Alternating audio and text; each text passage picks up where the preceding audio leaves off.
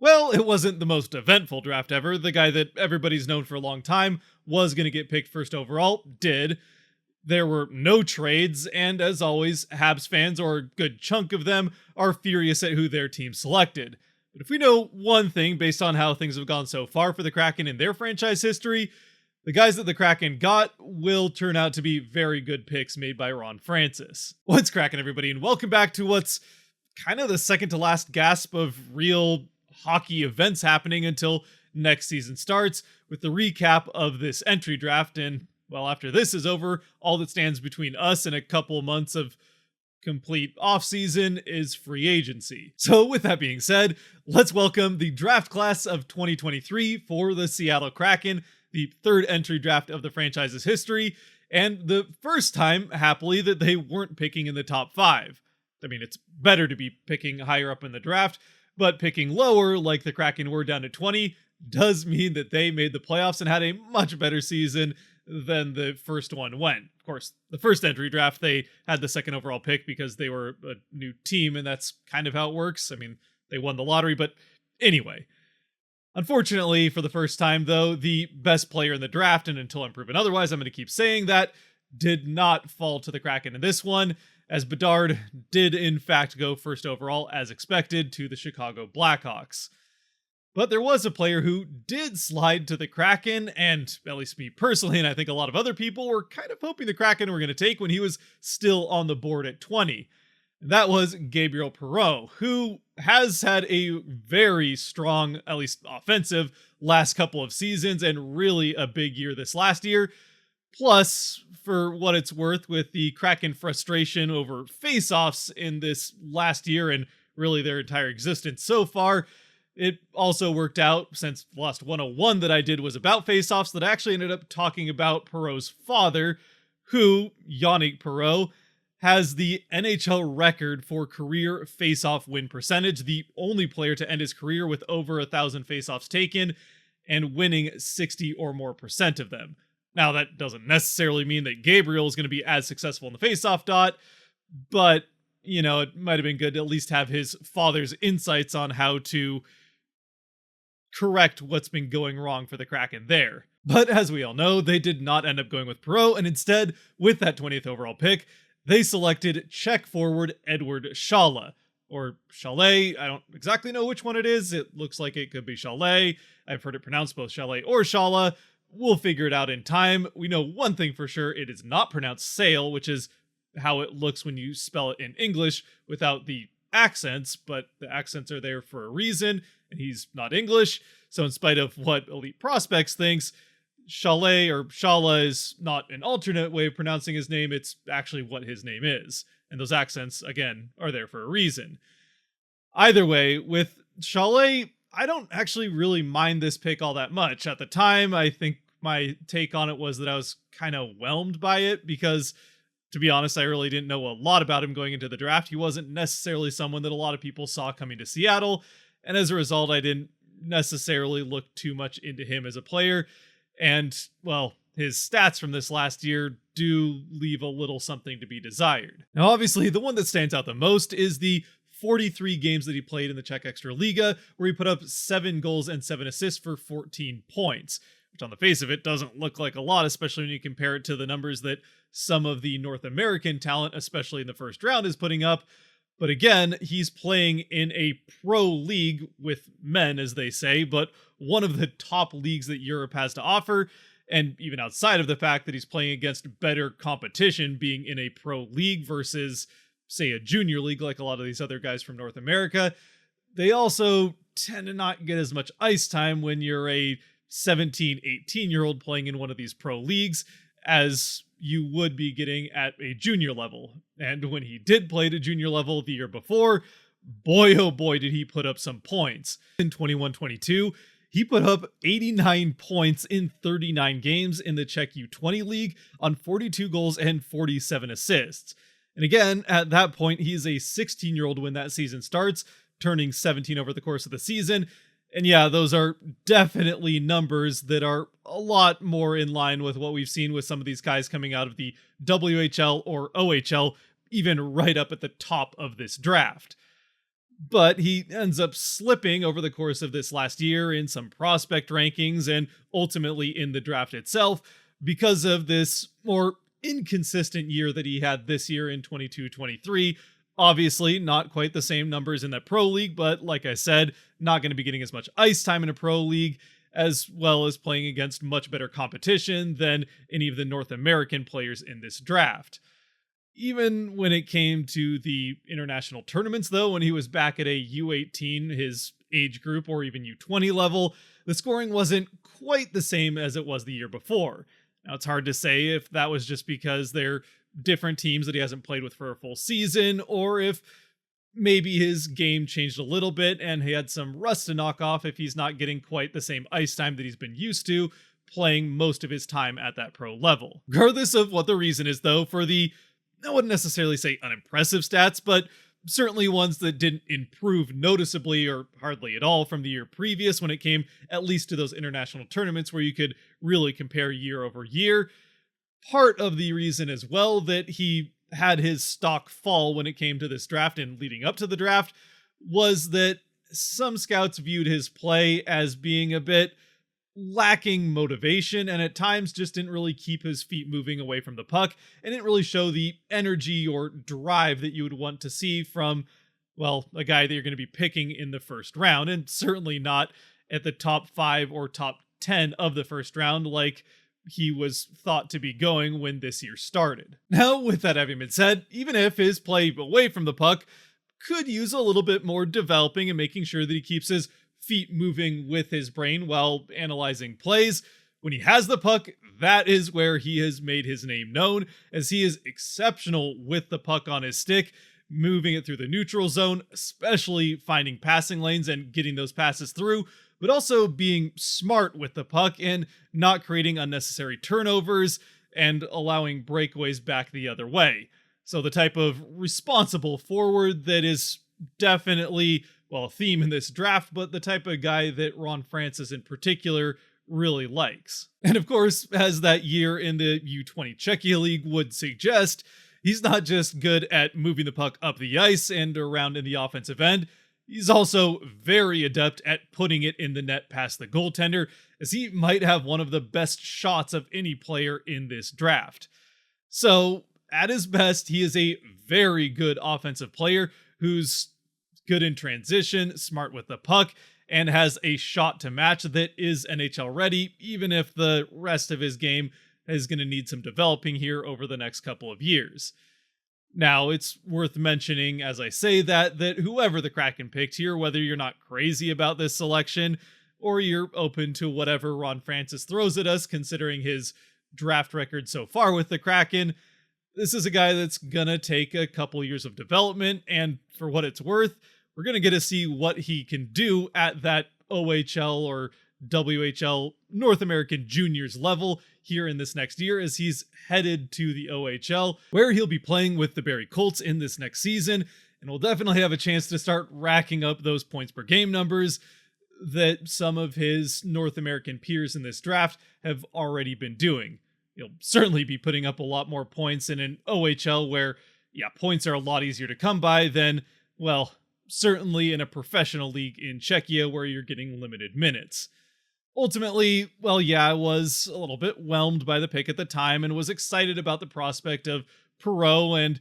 a little bit his lineage when it comes to faceoffs.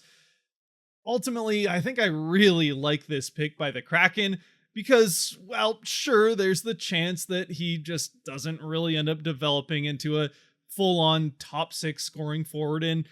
finds himself somewhere in the middle 6 with a 10 to 20 goals per season type of guy. His upside is a top 5 talent in this draft, and that is saying something with the talent that was at the top end of this draft. Obviously Bedard, but a few others as well that project to be superstars in this league going forward. And for what it's worth, as far as Craig Button of TSN is concerned, well, he pointed out that he'd been fooled once before and wasn't about to be for a second time by a specifically Czech forward who impressed leading up to, but then had a bit of a disappointing draft year that saw him falling from one of the top prospects to somewhere in the 20s. And then went on to have, at least so far, a pretty good NHL career, specifically talking about David Pastrnak. And hey, if he turns out to be anything like Pastrnak, this will be one heck of a pickup by Francis and the Kraken. With that, we're going to move on for now, though, because we still do have 9 other players to get to here, as once again, there were no trades even outside of the Kraken in this draft, so they picked in every one of their spots going in, which includes 3 in the second round, the first of which being Carson Rehkopf, who did play in the OHL this last year with the Kitchener Rangers, and in 68 games put up 59 points on 30 goals and 29 assists, then put up 6 points on 2 goals and 4 assists in 9 games in the playoffs, which are more modest numbers than, again, some of the guys at the top of the draft, but he is more towards the middle to end of the second round where he ends up getting picked, and those numbers are a noticeable improvement from the year previous, so this is at least a guy that has been developing and shown improvement year over year. And again, as is the case with most players in any draft, heck, we've already seen that there may not have really been a player from last year's draft that was fully ready for the NHL level. It's pretty uncommon that players do make that jump right away, or even within the first couple of years once you get outside the top 10. And being that he's in the second round, he's going to have 2 or 3 years at least before he's ready for the Kraken to continue to develop. But at least for right now, when he is playing at this OHL level, he's a guy that is aggressive to the puck, but also plays with good hockey IQ and is very good at reading plays, seeing where different players are going, and putting himself in the right place to make responsible plays. Again, another responsible forward, very much a theme in this draft for Ron Francis. And like Shala as well, though maybe not quite to that same level, but still probably his best offensive attribute is his shot, as again, the Kraken continue to pick up players with strong shooting abilities, as well as playing responsible to get there in the first place. Of course, actually taking those shots is something we'd like to see a little bit more at the NHL level,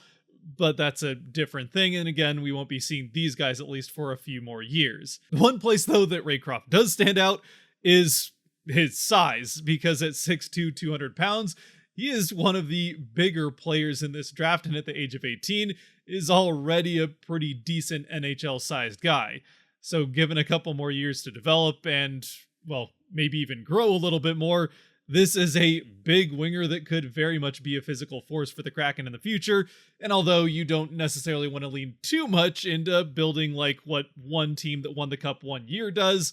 well, the Golden Knights had all but one player over 6 feet, so clearly having a big team can work out well when they also have some skill to match. Which, now that I say it, the Kraken may actually have taken something from that strategy the Golden Knights went with, because, well, for one, again, the decision between Perreault or Shala in the first round may have come down partly to size, where Perreault is below 6 feet by a couple of inches, and Shala is also 6'2". And in fact, the Kraken in this draft, the 10 players they selected, only one of them was shorter than 6 feet. And it's not the guy that they picked second in the second round in Oscar Fisker Mølgaard, who has a fantastic, if not mouthful of a name to say, because you could also go with OFM as far as that's concerned. Still, this guy doesn't necessarily have the same shot as the 2 previously taken by the Kraken in this draft, but again, is very responsible with the puck, and in classic Kraken fashion, is a very good 200-foot player. In fact, probably the stronger part of his game, even as a center, is in the defensive end, where he's very good on the back check and very good at preventing passes from getting around and breaking those up, as well as blocking shots, especially for a center, not allowing too much to the inside. And that's not to say that the offensive part of his game is lacking per se, it's just not quite as good as the defensive part of his game. Still, he's a 200-foot player, not 100-foot in the defensive end, the opposite of Daniel Sprong, if you will. He's still pretty good in the offensive end with the puck, moving through space, and at least at the levels he's been playing at, juking players out with some dekes, just doesn't quite have the same finishing shot of the 2 guys taken in front of him, at least by the Kraken anyway. And that does kind of show up in the numbers he put up, at least at the J20 level in Sweden over this last year, where he was a point-per-game player in 21 games, with 23 points on 6 goals and 17 assists. Now, obviously, the line that I know is going to draw everyone's eye because I highlighted it with white text is the one where he puts up 7 points on 4 goals and 3 assists in 41 games in the SHL. But again, like with Shala in the Pro League in Czechia, this is in Sweden's Pro League, which is an even better Pro League and even more known for limiting ice time for 18-year-olds unless they are just totally exceptional players. But even then, they tend to not really get the full treatment. And yeah, even when they are getting that ice time, they're not going to be getting the prime offensive zone looks. So don't read into those numbers too much. Instead, maybe you could look a little bit more at what he was doing during the junior level tournaments with his Denmark team, where he was able to put up with the team his age, the U18 team,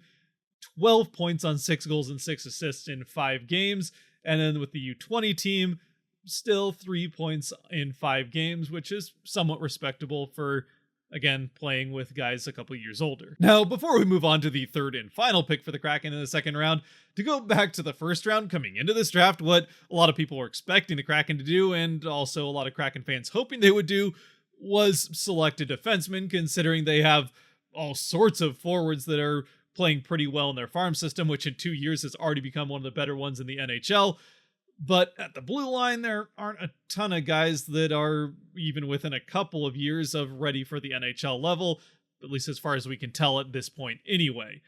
So yeah, I'm kind of hoping they take a defenseman, but now 3 picks in, they still haven't taken one with 2 left wingers and a center. But finally, with the third pick of the Kraken in this second round, they do take a defenseman, and a right shot defenseman at that, in Lukas Dragicevic, which I hope I'm pronouncing right. I think I'm at least close anyway. Some of these I'm sure I'll probably get a little bit wrong, but like I said, we'll figure it out as time goes on. Either way, with Dragicevic, he's another guy with a pretty big frame, especially for an 18-year-old at 6'1", almost 200 pounds. So putting some size there on the blue line, and again, right shot, which I've already mentioned, but is something that tends to be at a premium at the NHL level. So hopefully he can develop and end up there in a couple of years for the Kraken. That having been said, he does have some things to work on, and part of the reason that he fell as far as he did into the draft to the late part of the second round where the Kraken could still get him, even with some draft boards having him going in the first round, was that the defensive part of his game could still use some work. And self-admittedly, he did point out, well, I guess maybe this was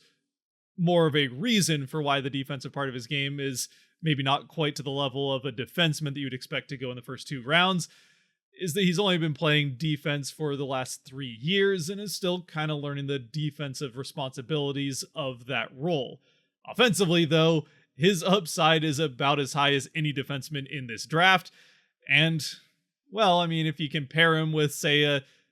he might not be there by the time Dragicevic is ready, but like what we've seen with the Kraken do with Dunn and Larson, pair Dragicevic with somebody who's particularly defensive-minded and let him do his thing in the offensive end, while you'd still maybe like him to do a little bit better in the defensive end, like Dunn did this last year for the Kraken. It's something that you can work around if a player is as good as he is in the offensive end. Because, let's face it, even at the WHL level, you don't see too many defensemen putting up the ridiculous offensive numbers that Dragicevic did this last year with the Tri-City Americans, putting up 75 points in 68 games on 15 goals and 60 assists. And then even with the World Junior 18 team, putting up 4 points in 7 games with Team Canada. And while his numbers weren't quite to that level in 21-22, he did pretty much double them this last year, so showing at least offensively that he's developing pretty quickly. Hopefully the defensive end of that can now get a little bit more focus and catch up at least to some extent with his offensive game. Heck, if he's able to catch all the way up with his offensive game, he might be in the NHL before we know it. But again, we're still talking a couple years out at the most. Or at least a couple years out. He wasn't the only WHL defenseman, though, that the Kraken would take in this draft, as with their very next pick in the third round, the Kraken select Caden Price from the Kelowna Rockets. Another big body, this time 17-year-old at 6'1", to almost 200 pounds, and still plenty of time to grow a little bit more, potentially. Price, when it comes to a guy that could be more defensively responsible to pair with Dragicevic and make up for some of the defensive issues that he has, maybe Caden Price could end up being that guy, as his strength is much more in the defensive end. He's a defense-first defenseman, which is often a good thing, and also very good in transition. So maybe these two eventually paired at the AHL level or NHL level, hopefully someday, could make for a good 1-2 combo. The chances of that actually happening aren't necessarily super high, but there's always a chance, and it's hard to deny that the games of these two defensemen taking back-to-back by the Kraken do complement each other, and they are a right and left defenseman. For, again, Dragicevic putting up a lot of points, that isn't necessarily what Price has done that much so far, though again, it's the WHL he's playing in, and he still has put up some points. Again, playing 68 games with 40 points on just 5 goals and 35 assists in this last year. No, sorry, 65 games, so who knows what he could have done in those last 3. Maybe he could have caught Dragicevic. Probably not, but I suppose there's technically a chance. Up next, we're back on the forward end with centerman Andrei Loshko, who the Kraken pick in the 4th round from the QMJHL. Loshko is another one of these bigger framed players that the Kraken selected at 6'1", though at 172 pounds, according to Elite Prospects, he would have to fill that frame out a little bit more to not get beat up too bad at the NHL level, but he'll definitely have some time to do that. Loshko, even with the point totals he was able to put in the QMJHL, which again is a league where that can definitely happen, is a guy whose strength is puck possession and making the smart play, again, very responsible with the puck, not too many giveaways, and pretty decent at creating takeaways in the neutral zone and defensive end. And again, with this being the QMJHL we're talking about for Loshko, when you do a good job of maintaining possession of the puck, you get more chances to score, and, well, there, you're gonna score on a fair number of them. Still, the improvement scoring-wise he made from one year to the next is pretty noticeable, where in 21-22, he had just 26 points in 48 games, 16 goals, and 10 assists, but then this last year puts up more than a point per game in 67 games with 70 points, not too many more goals at just 22, but 48 assists. So again, another guy that will continue to develop, and if he continues on that trajectory, will be moving up the ranks faster than, well, I don't know, pretty fast. Good. Now that we got that quick break to the QMJHL, we're right back to the WHL with another defenseman selected from there by the Seattle Kraken, and this time from your, or at least some of your anyway, Everett Silvertips in Kaden Hammell. Now, I'm going to be perfectly honest with you. Those of you who are Silvertips fans, and especially diehard Silvertip fans who might be watching, you probably know Hammell quite a bit better, even in the half season he played with the Silvertips, than I do right now. But what we do know about Hammell is, once again, he's an 18-year-old with a pretty big frame at 6'2", working on getting to 200 pounds, still a little bit of filling out that needs to happen there, but again, teenager, so that's somewhat to be expected. But again, a big right shot defenseman who isn't afraid to get involved in the offensive end, throw on his weight a little bit, and also has a pretty decent shot. Now, he didn't necessarily do a whole ton of goal scoring necessarily with either the Kamloops Blazers, who he played the first 36 games of this last season with, where he put up 5 goals and 5 assists for 10 points, or even with the Everett Silvertips, who he played 31 games with and then 5 in the playoffs, where he had 3 goals and 13 assists for 16 points in the regular season and didn't get on the board during the 5 games the Silvertips were in the playoffs for. Still, another big defenseman and a guy that local fans are a little bit more familiar with and will have a chance to watch and know that he's a part of the Kraken organization for this next year, and then see where he goes from there. Whether it's Hammell, Price, or Dragicevic, though, the point is there are now a number of WHL defensemen that those of you who are T-Birds or Silvertips fans first can watch over these next, or I guess at least this next year anyway, and know that they could end up watching them in Seattle in a couple more years after that. I mean, specifically with the Kraken as the Thunderbirds play in Kent. And that brings us to the lone goaltender that the Kraken selected in this draft in Visa Vedenpää, who, once again, I hope I'm pronouncing that name correctly. The Finnish goaltender, again, goaltenders take a long time to develop, much longer than skaters typically, even when selected high up in the draft, and with Vedenpää being a 6th round pick, it's going to be a long time, if ever, that we see him at the even AHL level, much less the NHL level. Obviously, it would be great if he ended up there and played well at some point, but at least for right now, what he's been able to do in Finland in the juniors, well, he didn't necessarily have a great year in the 31 games he played at the U20 level in Finland, but the U18 level, at his age group, he still played pretty well. An over 900 save percentage in all of the things he did at the U18 level, and definitely had a pretty exceptional playoffs where he had a 939 save percentage in 7 games. Regardless of where his development is at right now, and where he could end up going in the future, only time is going to tell, and a fair amount of time at that. But he does have one thing that you can't teach, and that is a big frame at 6'2". He certainly is big enough to fill an NHL net. Whether or not he's ever going to get that chance, we'll just have to wait and see. Staying over in Scandinavia, though moving slightly west to Sweden, we have the Kraken's second 6th round pick in Zeb Forsfjäll. Again, hope I'm pronouncing that correctly. He did actually get some games at the pro level with the SHL team, playing 17 games and just had the 1 goal, but got his first professional goal and played pretty decent at the U20 level as well, where he did manage to put up 22 points in 34 games with 8 goals and 14 assists. And with his age group in international play, did quite well with 16 points in 19 games, 4 goals and 12 assists there. The part that makes him stand out the most, though, of the people the Kraken selected in this draft, is that he is the lone guy that is not, at least yet anyway, 6 feet at 5'9", 170-ish pounds. But even if he didn't fit in with the same height as some of his other draft class for the Kraken, he does fit in with the Kraken mentality of a 200-foot player, as probably the best part of his game is his back check, and is known for playing the full 200 feet of the ice wherever he plays at whatever level he plays at, which I'm sure is part of the reason that he has ended up getting at least some games in the SHL, and probably will get a few more this next year. We'll see if he gets any more of a chance there, but again, teenagers tend to not get a ton of ice time, so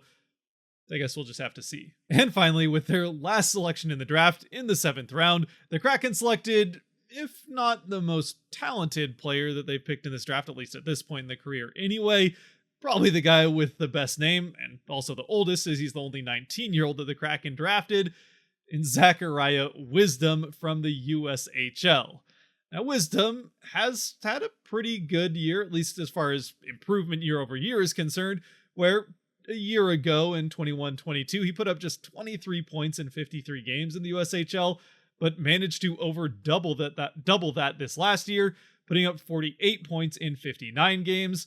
with 28 goals and 20 assists. Even still, though, there's a long way for Wisdom to go to end up finding himself playing NHL games. I, for one, though, really hope it ends up happening, and happening with the Kraken, if for no other reason than his name. But also because the style of game that he plays, at least at the USHL level so far anyway, is one that sounds pretty entertaining to watch, as he is known for being a very aggressive forward that isn't afraid to throw his body around and lay hits to make sure that he gets the puck. And then once he has the puck, he has one mind and one mind only, and that is to put the puck in the net. And even away from the puck, he's also known for keeping his feet moving and always moving around, looking for those open spaces to have his stick on the ice and get a pass to put the puck in the net that way.